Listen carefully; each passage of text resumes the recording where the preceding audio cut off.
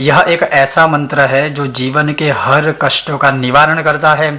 सुबह, दोपहर, शाम या रात्रि काल में केवल 1 से लेकर 27 बार भी इसका स्मरण किया जाए, इसका पठन पाठन आदि किया जाए तो यह एक ऐसा मंत्र है, एक ऐसी औषधि है जो जीवन के सभी क्लेश कष्टों का निवारण करने वाली है और भगवान श्री कृष्ण की पूर्ण कृपा देने वाली है। जय श्री कृष्ण। ओम कृष्णाय वासुदेवाय हरये परमात्मने प्रणतः क्लेशनाशाय गोविन्दाय नमो नमः। ओम कृष्णाय वासुदेवाय हरये परमात्मने प्रणतः क्लेशनाशाय गोविन्दाय नमो नमः। ओम कृष्णाय वासुदेवाय हरये परमात्मने प्रणतः क्लेशनाशाय गोविन्दाय नमो नमः। ओम कृष्णाय वासुदेवाय हरये परमात्मने प्रणतः क्लेशनाशाय गोविन्दाय नमो नमः। ओम कृष्णाय वासुदेवाय हरये परमात्मने प्रणतः क्लेशनाशाय गोविन्दाय नमो नमः। ओम कृष्णाय वासुदेवाय हरये परमात्मने प्रणतः क्लेशनाशाय गोविन्दाय नमो नमः। ओम कृष्णाय वासुदेवाय हरये परमात्मने प्रणतः क्लेशनाशाय गोविन्दाय नमो नमः।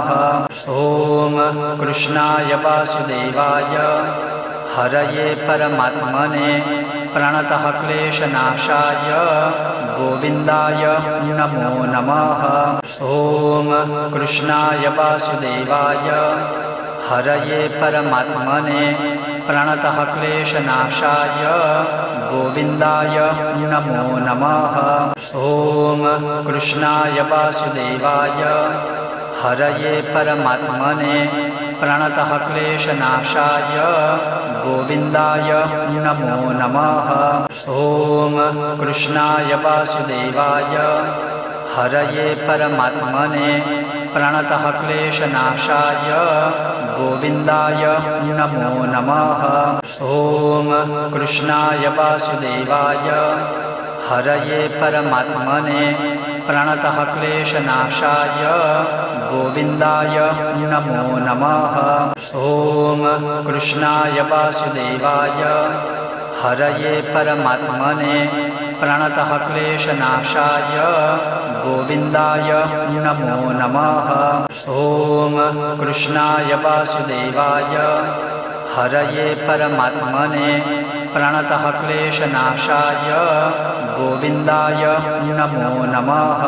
ओम कृष्णाय वासुदेवाय हरये परमात्मने प्रणतः क्लेशनाशाय गोविन्दाय नमो नमः।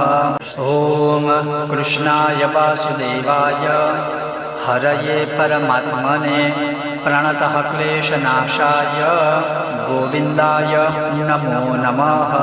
ओम कृष्णाय वासुदेवाय हरये परमात्मने प्रणतः क्लेशनाशाय गोविन्दाय नमो नमः।